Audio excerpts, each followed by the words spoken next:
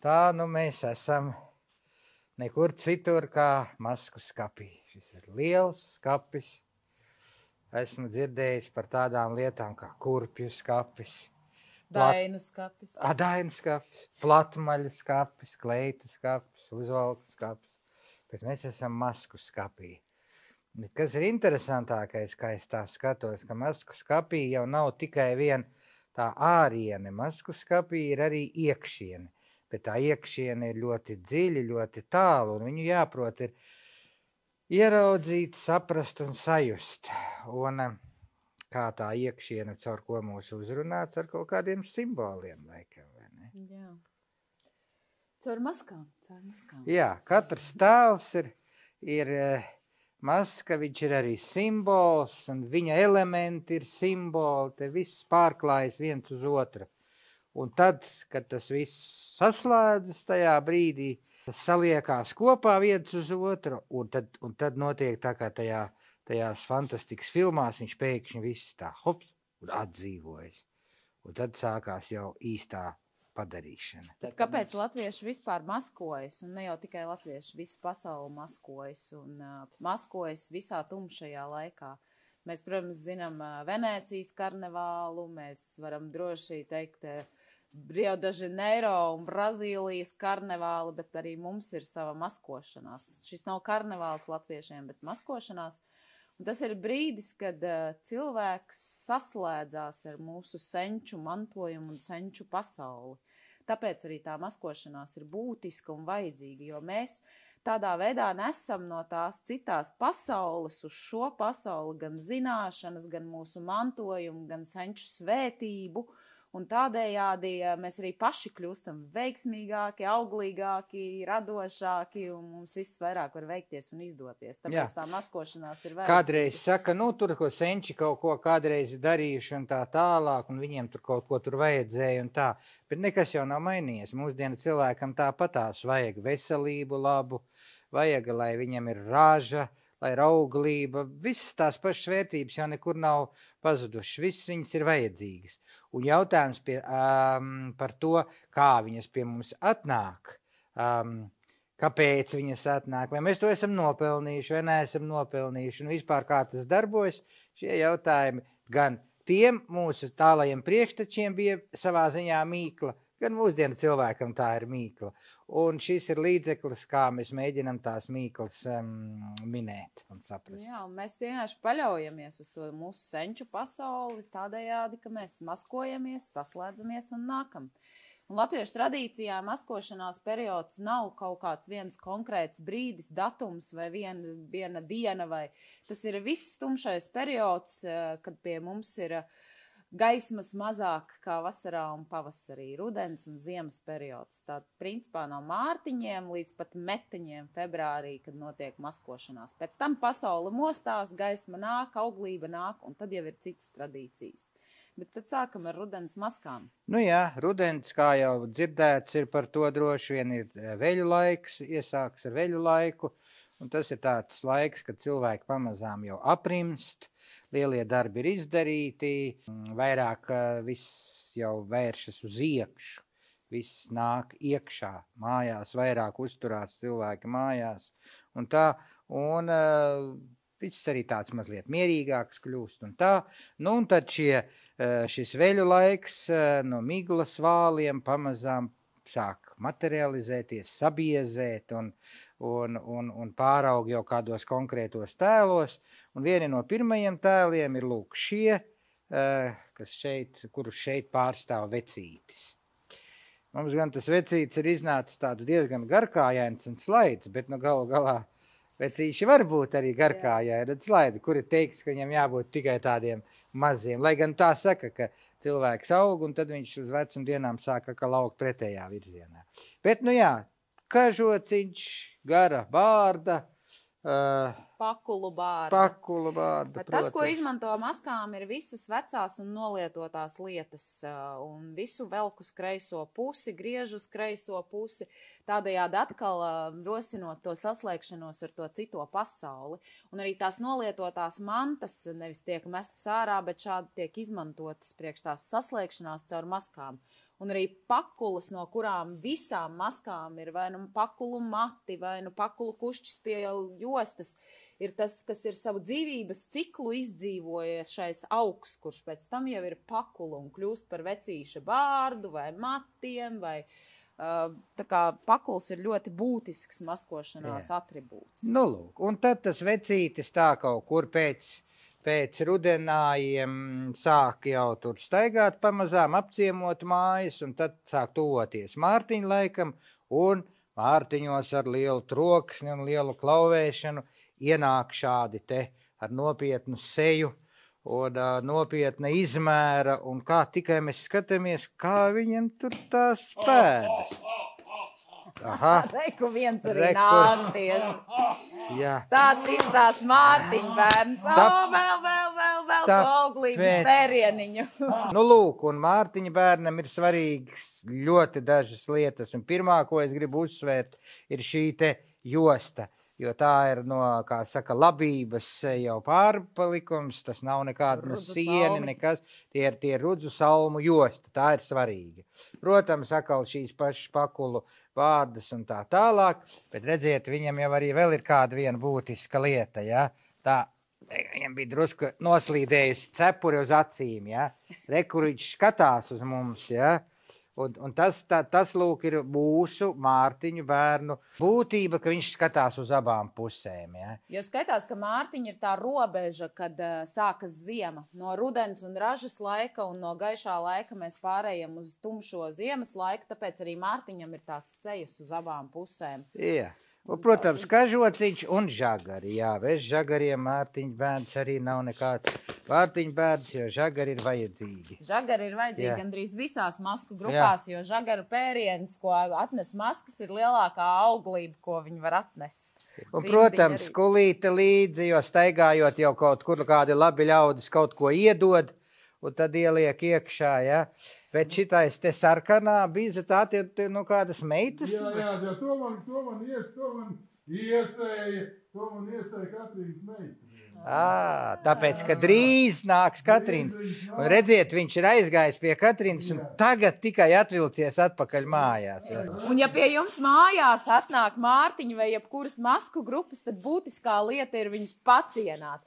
Patiesībā citreiz cilvēki uztraucās, ja pie maniem atnāk Mārtiņa vai vispār maskotie, ko man iesāk, ko man darīt, man nekā nav, man nekas nav. Pacienājiet ar to, kas ir, dodiet līdz vienalga marinēto gurķu burku vai maizīti, uzcienājiet, jo tā ir lielākā svērtība, ko jums var atnest maskas mājās, un jums savukārt viņām pateicībā ir jāpacienā. Tāpēc arī visām maskām ir līdzi kuļķenes principā. Tākamās, kas nāks pēc Mārtiņiem, ir Katrīnas. Jā. Lūk, tur viņš arī bija aizgājis, un tagad viņš tikai pārradies, un tā ir Katrīna. Katrīnai ir tās dažas tādas specifiskās lietas. Katrīnai vienmēr ir baltais krekls arī uz kreiso pusi izgriezts, vīriešu bikses, vīriešu zābaki kājās, jo te saslēdzās arī tas androgīnais, respektīvi vīrišķais ar sievišķo kopā, kas ir ļoti būtiski masku gājienos un masku laikā. Tā kā, un Katrīnām, protams, arī ir pakulu mati. Šeit gan ir veca sena vilna, kura ir jau sabirzusi un neizmantota. Bet, tātad Katrīna. Un Katrīnas būtiskā lieta ir sarkanā josta. Un te mēs runājam arī par tām sakrālajām krāsām. Baltā, melnā un sarkanā ir 3 sakrālās krāsas, un sarkanā, protams, ir sievišķā krāsa. Un baltā ir vīrišķā, kas te arī Katrīnā ir. Katrīnas ir ļoti skaļas, ļoti jestras, ļoti jaudīgas. Ālējās, spiedz, kliedz, ņemās pa māju, pa pagalmu, un ja viņas nepacienā, tad viņas kaut ko var nočiept un nozakt kā citas maskas arī. Tas ir tāda sakrālā zakšana, kad viņas to izdara. Nu, tā, jā, Mārtiņi vairāk, protams, pievērš uzmanību sieviešu kāds pārstājiem, kur viņi ir atnākuši, un ar viņām tur ecējās, tad atkal savukārt Katrīnas ļoti naskas ir uz puišu tādu iznerrošanu un... Jā, un noteikti ir tas, ka, Katrīnas plosa puišus, bet, protams, ka Mārtiņa bērni ir vīrieši, un Katrīnās iet tikai un vienīgi sievietes. Un šajās maskās, par cik tur ir tas saslēgums ar to cito pasauli, arī tās ir uz robežas esošas, tāpēc senatnē bērni negāja maskās. Viņi skrēja līdzi, spiedza, priecājās tur un darbojās ar maskām līdzi, bet viņi nevilks tās maskas, tas tā kā, lai viņus pasargātu no tās saskarsmes ar cito. Jā, lūk, tas bija tāds rudens periods, jā, tātad vecīša Mārtiņa bērna Katrīnas, un tad jau nāk Ziemassvētku tradīcija, un Ziemassvētku masku grupās visvairāk zināmās un populārākās ir tā saucamās čigānu masku grupas. Un te uzreiz ir jāsaka vairāk kārt un jāatkārto, ka te nav runa tikai par to, ka tur iet tikai un vienīgi čigāni. Jā, kāda čigāniete ir šajā te masku grupā? Ļoti daudz un dažādas maskas ir čigānu masku grupā, un šī gadījumā tie čigāni vairāk nozīmē varbūt pat to svešo, citādo nekā konkrēta tautība vai kaut kas tāds. Un, protams, čigānu galvenais un pirmais, kas vienmēr nāk, tas ir čigānu barvedis. Tāds viņš arī izskatās, kārtīgs, ar melnu bārdu, liels, dusmīgs, protams, ar labām organizatora spējām. Un nereti, balsti. Jā, un viņš arī vada to visu to čigānu pārējo grupu, un tad viņam nereti līdzi arī lācis, un lācim var būt savs lāča vadātājs, bet ja nav tāda lāča vadātāja, tad pats čigānu barvedis arī tas, kurš to lāci vadā. Jā, un tad čigānos, protams, ir arī velns, kurš ir auglības gars savā būtībā. Velns ir vienmēr tāds bišķi klamzīgs, bišķi dumžs, bišķi apdullis. Vienmēr viņam kaut kas ir izkritis, kur mēs Latvijā zinām, kur akmeņu kaudz un ir izveidojies ūdenskritums, kur viņš ir skrējis kaut kam cauri un kādu vagojas sevis atstājis, citur kādu upi izbridis. Bet velns ir tāds auglības garšs, kurš arī ir čigānu grupā. Un čigānu grupā pilnīgi noteikti ir šī brīnišķīgā trijotne, kura arī simbolizē tādu pārējas rituālu, tātad līgava, jaunais vīrs un mācītājs, kurš viņus tad salauzās. Un šī ir masku grupa, kurā, protams, ar labu humoru, starp citu vispār maskas ģērbjot un taisot, tāds smalks humors vienmēr ir jāievērtē un jālieto. Tad, tas stāsts ir par to, ka šajā rituālā, kad līgava precās, notiek tas jaunā dzimšana, jauna ģimene dzimst.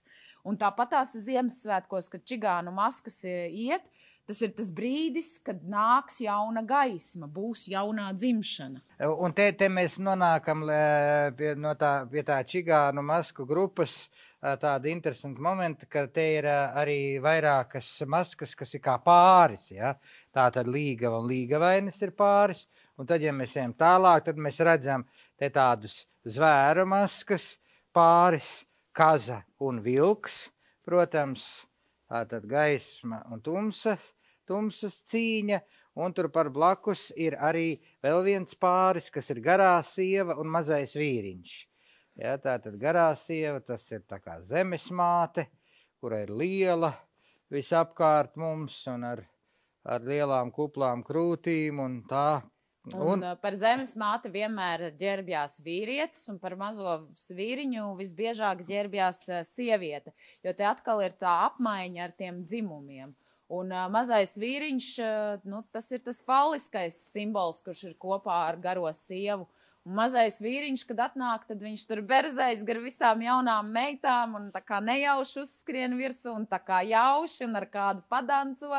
Un viņš tā kā nerro tās jaunās meitas uz to auglību un uz nākamo izdošanos. Jā, lūk. Tad ir arī sietiņš. Jā, un sietiņš ir interesants varbūt ar to, ka pirmkārt viņš ir ļoti nomaskējies, tur nevar redzēt, kur galva, rokas un tā tālāk. Bet sietiņa viena no svarīgākajām sastāvdaļām ir miltis. Sietiņš vienmēr ir ar miltiem apkaisījies, un viņš arī, kad staigā, viņš arī kaisa miltus. Milti šī gadījumā arī nozīmē to pat, pie tam, kas ir interesanti, tāda tāda metamorfoze, ja, auglības, nu, viela ir tas šķidrums, ja, sēkla. Bet viņa gadījumā, ja, tā tad šī auglību raisošā, nesošā viela ir baltie milti. Nu, tur ir daudz to simbolu. Iekšā šajā visā. Bet par sietiņa masku mūsdienās var teikt tāpat kā par siena kaudzi. Masku skapī vēl nav siena kaudzi, bet gan jau būs. Sietiņa maskā droši var ģērties ļoti intravertie cilvēki, jo viņi tad ir tādi kā paslēpti, pasargāti, bet ejot masku gājienos savukārt var izpausties un justies pilnīgi kā savā čauliņā iekšā. Tas, protams, ir zem jebkuras maskas, bet tā sietiņa maska ir tāda izteikta ar šo. Un tad mēs nonākam atkal, turpinam joprojām vēl dzīvot tajā čigānu masku grupā un nonākam līdz ļoti tādai interesantai, savdabīgai un ļoti arhaiskai maskai, kas ir šajā grupā, un tā ir dzērve. Ja? Un šeit mēs redzam dzērves, viena dzērve, un tur ir otra dzērve. Dzērves tika taisītas diezgan daudz, un dažādas tās tehnoloģijas, kā tās dzērves var taisīt. Redziet, gan vienkārši apliekot segu, vai arī dzērves kakls caur kažoka piedurkni izvilkts, un kādi tikai elementi netiek izmantoti par knābi, un tas ir pats labākais, ja. Šī gadījumā tā ir stampa, tur ir kaut kāds fragments nolietojies jau no ratiņa, kaut kādas nolietotas lietas iegūst jaunu dzīvību šajā te, un kas ir svarīgi, jā, ka viņas pilnīgi citādi, kā nevis tiek taisīta, izgrebta no koka, ja kaut kāda tur dzērve ar galvu un knābi, bet tieši pielāgoti priekšmeti. Maskām savā būtībā vispār ir jābūt tādām bišķi abstraktām, tādām mītiskām, lai viņās būtu tas noslēpums iekšā, kad nav visa katra sīka detaļa līdz pēdējiem mirklim. Un dzērves mītiskais ir tas, ka dzērve nav bieži redzama. Mūsdienās dzērves ir kļuvušas ļoti daudz un ir redzams ļoti bieži, bet senatnē tas bija tie dzērvju kliedzieni tur tālu purvā, tas bija tā kā mītiskajā pasaulē. Un, kad tās dzērves atnāca, ko dara dzērve atnākot maskās, viņa knābā. Tas viņas auglības stāsts, savukārt sietiņš kaisa miltus, mazais vīriņš berzējas gar jaunām meitenēm, tad dzērve staigā un knābā visus. Un tas ir tas auglības knābiens viņai. Jo dzērve arī aizlido uz to nezināmo cito pasauli, tad, kad viņi dodās prom kā gaiputns. Un tur ir tā viņas mītiskā būšana, ka neviens īsti nezina, kur dzērve paliek. Mūsdienās mums ir skaidrs, kur viņas paliek, bet senatnē tāpēc dzērve tieši ir tas mītiskais putns, kas ir. Jā, nu lūk, te mēs esam atnākuši līdz tam tēlam, kurš būtu tā kā it kā visvieglāk saprotams, un es zinu, ka mūsdienās daudziem patīk tieši šādi ģērbties, tāpēc, ka, savā ziņā tas varbūt ir diezgan vienkārši un viegli, un tā ir čigāniete. Bet, protams, tas smalkākais līmenis ir tad, ja pat čigāniete tērpjās puiši. Jā. Un mēs, protams, esam masku festivālos un dažādos citādos masku gājienos redzējuši izcilus puišus čigānietes, kas, tik brīnišķīgi iznes to. Jā, un ejot masku gājienos, starp citu, tas ir ļoti interesanti, ka tad, kad vīrieši pārģērbj šajos sievišķajos tēlos un atkal sievietes tajos vīrišķajos, viņiem arī tās īpašības nāk uz āru un tās visas izdarības kļūst tādas. Tas ir, pamēģiniet, tas ir riktīgi interesanti. Un čigānietes būtībā, protams, viena no lietām ir tas, ka viņai ir kārtas, kā kāpostam, kā auglības simbolam, jo arī kāposti ir auglības simbols, tās ir zemesmātes krūtis, un tāpat arī čigānieti ir kā kāposts ar lakatiem, džemperīšiem, bruņčiem, krellēm, ar visu iespējamo. Un, protams, sarkanā krāsa, kas ir auglības un tādas spēka, jaudas un sievišķības krāsa čigānietei. Jā. Arī būtiska sastāvdaļa ir nabaks. Vienmēr arī čigānu masku grupā iet nabaks ar saplēstu kažoku, galīgi tādi saplēstiem apaviem, un viņš, protams, staigā un prasa dāvanas, lai viņam dod naudu un tā. Bet kā jau mēs zinām to, jā, ka tā no folkloras un mītiskā, tas, ka nabaks bieži vien ir tas dievišķais tēls, tur ir, kurš tādējādi atnāk paraudzīt, cik pasaules cilvēki ir, teiksim tā, dāsni, vai cik viņi vispār ir līdzjūtīgi un tā kā paraugās. Jā, no tradicionālajām pasakām, kā tad izstās, piemēram, kā tiek raksturots, kāds izstās dieviņš. Tas parasti ir večuks, balts vai patiešām nabadzīgs, kurš prasa palīdzību kādam, tad nabags arī izpilda šo funkciju un ir tā mītiskā maska. Nu, te ir vēl viens tāds, es teiktu, žīdiņš pareizāk. Žīdiņš? Jā, neskāpēc viņam ir pazudusi soma. Čemodāniņš pazudis. Čemodāniņš, viņam bija somiņai jābūt, jā. Nu, labi, somiņa kaut kur varbūt ir pārceļojusi citur. Jā, viņš parasti nāk līdzi masku grupā un tad visu kaut ko mēģina iztirgot, pārdot. Dažādas ļoti vērtīgas lietas, krūšturus, blūzītes, lakatiņas, kā jau jūs iepriekšējā dienā ēsto šokolādi, iekosto un tā tālāk. Bet jā, ar žīdiņu ir tas, kad un arī ar nabagu un visiem, protams, te to humoru var izspēlēt izcili. Arī ļoti brīnišķīga maska pie čigānu masku grupas viederīgā, tas ir āzis. Viņam ir tāda pat sava tehnoloģija, kā viņš tiek taisīts, tur ir tāds koka lazdas loks iekšā, un tad iekāp to parasti kāds mazāks cilvēks, kāds varbūt jaunietis, parasti uzliek šo te, un tad tas zars tiek ar tādu auklu sasiets galos un nospriegots, un tad veidojas šāds te tēls. Un būtiskā lieta āzim, protams, ka ir jābūt faliskajam simbolam. Vai tā ir kāda pudelīte, vai tā ir kāda kāpostu stampiņa, vai jebkas, kas atgādina faliskos simbolus. Starp citu, daudzām maskām, arī mārtiņiem, arī budeļiem, un visiem ir šīs auglības simboli. Ne tādā tiešā veidā no tā nevajag bīties, tas nav nekas mūsdienās perverss, tur nav jāstās uz to ar puritānisku aci, bet tieši otrādāk. Tā ir tā auglība, ko tās maskas nes, ir šie principā faliskais simbols, kas ir arī azim. Nu, lūk, nu, un tad varbūt mēs nonākam līdz tādai jau visa noslēdzošajai tēmai, ja, kas arī, protams, ir čigānu masku grupā svarīga, un tā ir nāve. Nāve, kurai ir attiecīgie instrumenti parasti līdzi, vai nu tas ir izskapts, vai tas ir sirpis, jā, vai varbūt kaut kas. Un, protams, ka nāvei svarīga ir šī te baltā krāsa, jo tieši, kā saka, tajā indoeiropiešu latviešu tradīcijā nāve ir balta, nevis melna, kā mums mūsdienās bieži vai kādās šausmu filmās Holivudas. Jā, tā baltā krāsa ir tā pārtapšanas krāsa, tas ir tas robežas pāršķērsošana. Nāve ir reģenerācijas principā cikla simbols, jo pēc nāves jebkuras nāk jauna dzīvība, jauna notikšana. Un ar nāvīti ir jāizdejo, bet nevis jāskrien pašai virsū, bet tiem, kurus nāve atnāk un izdancina, tiem ir lielākā laime, veselība, izdošanās vismaz uz gadu. Jātnieks uz zirga, jā, protams.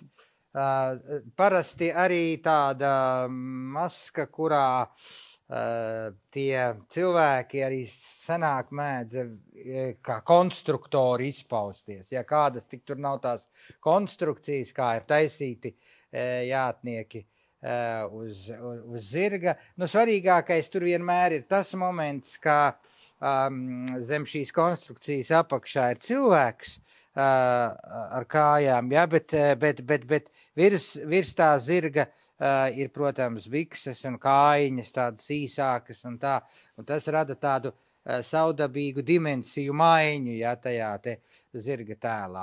Un šeit arī ļoti labi, ja, kad viss tā zirga galva, tas ir veca salāpīta zeķe, ja, vecais deķis, jā, ļoti, tā saslēgšanās atkal. Ļoti labi un ļoti pareizi. Nu tā. Mēs esam apskatījuši tātad šo te čigānu masku grupu, bet tagad mums ir jāaiziet pie diviem tēliem, kuriem mēs pagājām garām, un tie ir šeit. Viņi faktiski, viņi nav kā dubult, kā pāris, bet viņi tomēr ir vienas masku gājienu grupas ietvaros, un tie ir miežvilki. Un šī gadījumā tā tad ir vīrieši, un šeit vīrieši ir miežvilki, un tās ir miežvilkas. Miežvilces. Jā, latviski ir miežvilces, bet viņi tur saka miežvilka. Jā, jo tas nāk no tādas Ventspils un tās puses, ja.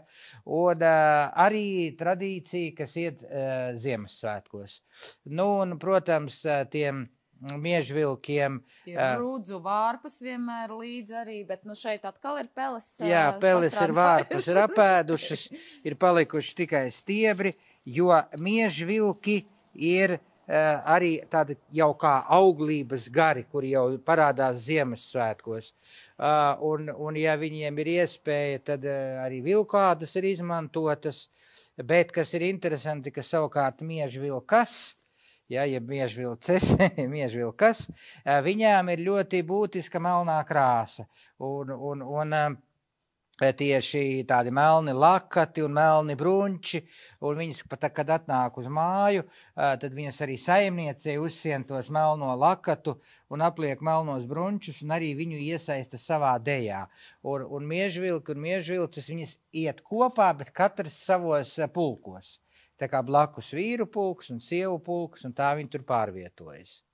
Tā ir tāda arī. Arī estra skaļa un interesanta tradīcija. Nu, lūk, un tagad mums ir jāiet uz pavasari. Nu, un pavasarī mums ir divi spilgtākie tēli, kuri šeit ir arī redzami. Tās ir ķekatas un tie ir budēļi. Un tev uzreiz ir jāsaka un jāatkārto un jāatkārto, ka ķekatas un budēļi nav sinonīmi, teiksim, čigāniem vai kaut kādām citām masku grupām, tie ir konkrēti tēli. Tātad, ķekatas, lūk, izcila ķekata, kažoks vēl apakšā, tāpēc, ka viņa iet uz meteni laikā, vēl varbūt samērā augsts un ir sniegi, un viss apakšā ir kažoks, bet virsū jau ir uzvilks baltais krekls, un viņi it kā iet kreklā. Tas nozīmē, ka tādējādi jau paziņo par to, ka pavasaris būs tuvu. Jā, tad ķekatai ir sievišķās lietas pie jostas sakārtas, dažādas aušanas lietas vai pavāru lietas vai vārpstiņas, dažādās.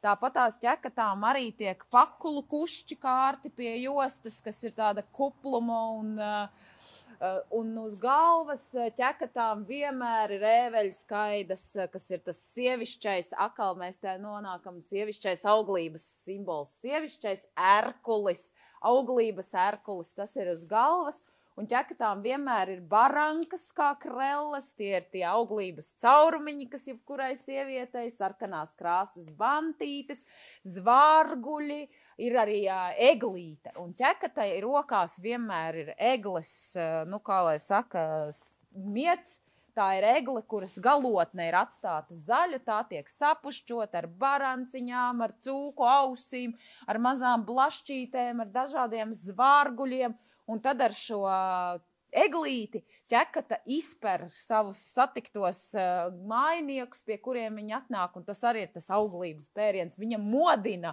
uzbudina. Un vēl kas budēļi un ķekatas, tas nav viens maskoto bars. Viņi iet atsevišķi, katrs savā bišķiņa laikā un nesaistīt. Tas nav tā, ka no vieniem ratiem izkāpj gan budēļi, gan ķekatas. Un savukārt, ja budēļi ar ķekatām satiekās, tad tur ir tāds kārtīgs kautiņš. Jo kautiņš arī ir masku tradīcijas viena no sastāvdaļām, jo kautiņš rada haosu. Un pēc hausa dzimst jauna kārtība, tāpēc viņš ir tāds sakrālais, simboliskais kautiņš, kad ķekats ar budēļiem izkaujās. Un, protams, pēc tam ir budēļi, ķekatas ir mājas gari, starp citu. Un sievišķie mājas gari. Un ķekatās ģērbjās tikai sievietes. Šis nav tas brīdis, kad te būtu apakšā vīrieši jāģērbi.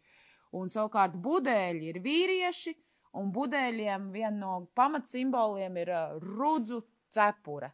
Un nevis niedres, un nevis kārkli, un nevis zāle, bet tieši rudzu salmu cepures. Jo rudzi kā labība, kas mums dod graudu, sēkla, kas pārtop miltos, milti, kas pārtop maizē, tas ir reģenerācijas cikla principā tāds simbols. Tāpēc tā cepure ir no rudziem tieši un nevis no kaut kā cita. Un ar tām sarkanajām auglības bārkstīm. Nu jā, un arī kažoks, protams, uz kreiso pusi uzvilkts ir, un budēlim ir svarīgi arī budēļa rīkste, un arī dziesmās tiek dziedāts par to, ka budēlis atnāk ar rīksti, un tad viņš per tās jaunās meitas, un tad, kad tā meita ir nopērta, jo tas ir auglības pēriens, tad tā meita viņam pie tās rīkstes piesien dzīparu. Un dzīpari var būt tātad arī vai nu sarkani vai balti, tātad sievišķās un vīrišķās krāsas pie šīs rīkstes. Nu tā. Un tad budeļa, protams, arī faliskie simboli. Budeļa pie jostas kar divus sīpolus un burkānu, kas ir stebere, un tādējādi simbolizējot arī šo budināšanu. Viņi budina pasauli uz jaunu dzīvību, jaunu gaismu un jaunu enerģiju. Jā. Un ja mēs vēl runājam nedaudz par maskām, tad, protams, maskas atnākot pie kāda uz mājām, arī jūs ģērbieties, jebkurš neiet masku gājienos, mēģiniet. Taisam tā kā nelielas performances. To, kādas ir bijušas šis masku performances vai uzvedumi, jā, tādi nelieli teātrīši.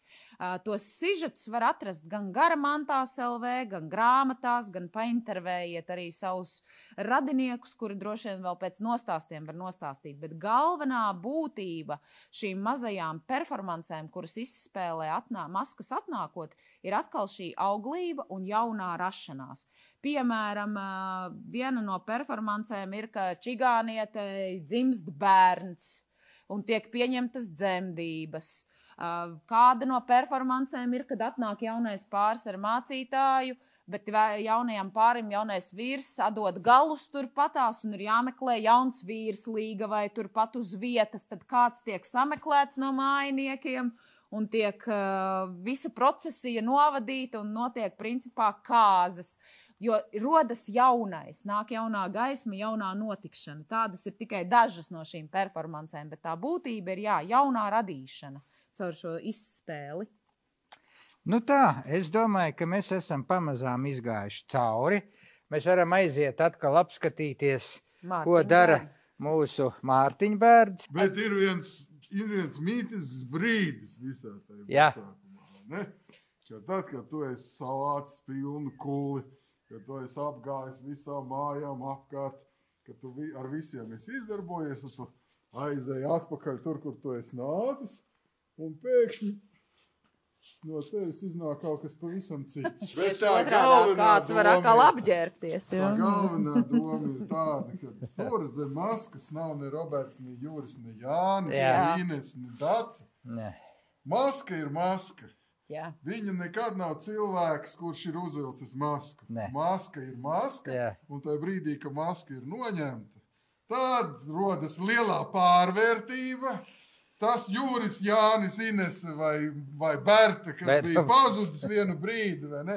Pēkšņi atkal atgriežas no otras puses pie mums.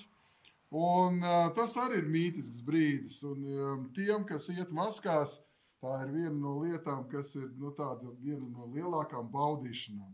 Jā. Kā tu jūties tad, kad tu neesi tu, tad, kad tu esi maska. Un tad, kad tu dari to, ko dara maska. Jā, tā un tad, kad tu atkal atgriezies pie tā, kas bija tu, ar skumjām, un atkal jādzīvo vesels gads kā tev, ne? Ar rūpēm un raizēm. Un ir pat tradīcijas, kad arī atgriežoties no maskām, ir mazgāšanās tradīcija, tīrīšanās tradīcija. Attīrīšanās tradīcija, jo prāts galvā ir tāds, kāds viņš ir. Un tev ir jāspēj atkal no maskas pārtot pa Juri, Jāni, Ines un Bērtu. Tas ir būtisks faktors. Mazgāšanās arī Andris paturpinās, bet arī tas, ka masku neglabā smuki saliktu visu kopā vienā vietiņā, bet faktiski viņu atkal tā kā demontē un saliek dažādās vietās. Tāpatās kā tas, ka ķekatas sadedzina savas eglītes, budēļi likvidē un sadedzina savas cepuri, sadod ugunskuram, jo viņi nākamgad taisīs jaunas. Nākamgad būs jaunas ēveļskaidu galvas, un nākamgad būs jaunas, nav jaunas, bet tātad atkal citas pakulas, un tās lietas, kuras maskās ir mainīgās, tās tad nomaina, neglabā. Kažoks, protams, nededzina, bet tāds ceļš, kas attiec uz tādiem atribūtiem. Un iziešana no maskas un mazgāšanās. Jā, par to iziešanu no maskas te ir svarīga kāda lieta, ka tajā brīdī, kad tu saplūsti ar masku, es tā teikšu, ja, tu pieskaries tai citajai pasaulē. Tu faktiski esi uz robežas starp šo sauli un viņu sauli. Un tu tā kā tiec aptraipīts ar to viņa saules īpašo spēku. Ap tevi apķep viņš. Jā, viņš apķep. Bet viņš ir arī bīstams, ja? Un tad, kad tu atgriezies jau šajā saulē pavisam uz palikšanu, tad tas apķepums ir jānomazgā. Viņš nedrīkst palikt pie teviem, jo tas var beigties slikti. Tāpēc tas ir tas svarīgākais moments, kāpēc ir vajadzīga šī iziešana ārā no šī masku tēla. Bet es gribu aicināt visus, lai visi tomēr mēģina un iet tais maskās. Nevis gaida, kad pie viņiem nāks, jo nav vairs daudz to gājēju, bet ir jāiet pašiem. Pazvaniet saviem draugiem, radiem, paprasiet, tu mājās, man tev te jāizved šis vai tas, un brauciet un ielauzieties kā maskas un darbojieties un esiet jastri. Un jums nav vajadzīgs pilns čigānu bars vai mega daudz ķekats, lai jūs ietu masku gājienos. 3, 4, 5, tik cik vienā vāģī var sasēsties. Izcils pasākums, jastrs vakars un forša darbošana. Un svētība. Un svētība visiem. Jā. Es savukārt, kā bijusī maska, vai es esmu kā pieredzējusi bijusī maska, es atkal novēlu visiem tiem, kas ierauga savā sētā nākot maskas, kļūt priecīgiem un laimīgiem. Jā. Maskas ir liela svētība, un ja jūs redzat, kad iet maskas, un skatāties, vai dieviņi paies garām, skrieniet ārā, grābiet, raujiet viņus pie sevīm uz savām mājām, jo maskas nes svētību mājai, maskas nes svētību vietai, maskas nes svētību cilvēkiem, pie kā viņas ir atnākušas. Tāpēc ir ļoti svarīgi maskas dabūt pie sevis mājās. Un tas ir atkal visu to uzdevums, kas neiet maskās, dabūt maskas pie sevis. Kārtīgi viņus pacienāt, kārtīgi pielabināt, lai dabūtu to svētību. Un tad kopā tātad tie, kas iet un tie, kas viņus aicina, ķer un tur, kopā veidosim šo skaisto tradīciju, vai precīzāk, turēsim šo skaisto tradīciju, šo skaisto, kuru mēs joprojām esam saglabājuši, jo pretēji ļoti, ļoti daudzām tautām. Jā. Mēs mūsu masku tradīciju esam saglabājuši ārkārtīgi bagāti. Un arī nepārtrauktu. Daudzi viņu mēģina atjaunot mūzē, bet mums ir arī nepārtrauktība šai masku tradīcijai, kas ir ģeniāli vienkārši. Mums tas ir tāds dārgums, kas ir jāturpina. Maskas nāk vienmēr ar troksni, ar lielu troksni, to neaizmirstiet. Visi veida grabuļīgi, skrabuļīgi un tikai vecīši un rudens maskas. Dažas grupas nāk klusiņām, lielākā daļa nāk skaļi, čalodamas un tā tālāk. Parunāsim par to, kur meklēt materiālus. Protams, Latvijas izcilākais pētījums, apkopojums, kurā viss ir šajā grāmatā. Šeit ir gan pieredzes stāsti, gan visu masku uzskaitījums, gan attēli, gan apraksts par masku no sakrālās puses. Tātad viss, sākot no masku nosaukumiem, pilnīgi visa informācija, ko vien Latvijā var atrast, ļoti kvalitatīvi apkopota ir šajā grāmatā. Tad pirms vairākiem gadiem folkloras biedrībai bija izstāde Rīgā, pēc kuras tika izdots šāds buklets, kur arī ir visi masku tēli ar visiem aprakstiem, kas tad katrai maskai, kas viņa tāda ir un ko viņa dara un kā tas izpaužās. Brīnišķīgs buklets, jāmeklē. Vissenākais pētījums par maskām, kas Latvijā ir Jansona grāmata. Manuprāt, Latvijas folkloras krātuve viņa senatnē ir izdevusi, jā. Un šeit ir pirmais mēģinājums runāt par latviešu maskām. Šeit liela daļa informācijas gan ir balstīta. Ne visam var ticēt, kas ir rakstīts šajā grāmatā, pieiet tā ar domu, ka viņa ir rakstīta pagājušā gadsimta pašā sākumā un arī ar bišķi citu pieeju. Bet jebkurā gadījumā šo to no materiāliem var atrast arī šajā grāmatā. Un brīnišķīga grāmata Saules gads Ziemassvētki, kurai tikko ir jauns atkārtots izdevums, grāmatnīcās nopērkams, izskatās savādāk kā šī. Arī šajā grāmatā ir nedaudz par maskām, sākot no veļu laika līdz pat meteņiem, tā kā šeit var meklēt.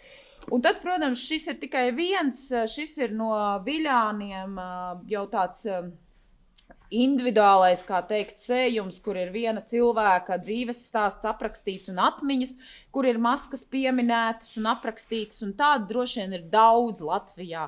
Vajag painteresēties katram savā novadā par vēsturiskajiem izdevumiem, kur ir minētas. Un, ja mēs pēc tam vēl runājam par citām iespējām, tad, protams, Garamantas LV, kurās elektroniski ir digitalizēts folkloras krātuves materiāls, kurā var meklēt nedažādākos materiālus par maskām.